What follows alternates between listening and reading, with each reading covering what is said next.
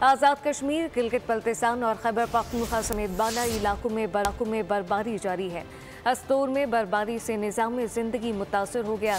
आज़ाद कश्मीर में अड़ंकेल, ग्रीस, हलमत, टोंटा, सरगन और जागरा वैली में 4 से 7 इंच तक बर्फ पड़ चुकी है।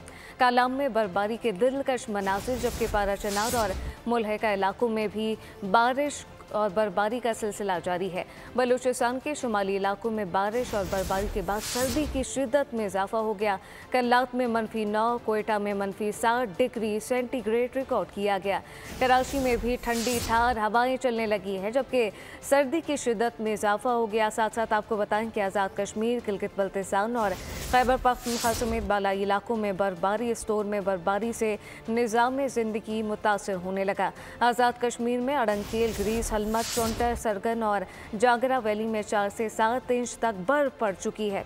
कालाम में बर्फबारी के दिलकश मनाज़िर, जबकि पाराचनार और मुल्हका इलाकों में भी बारिश और कोहे सफ़ेद पर बर्फबारी का सिलसिला जारी है।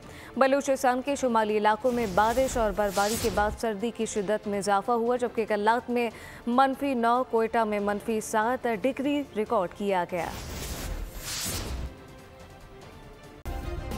सब्सक्राइब करें और बेल दबाएं ताकि कोई खबर रह न जाए।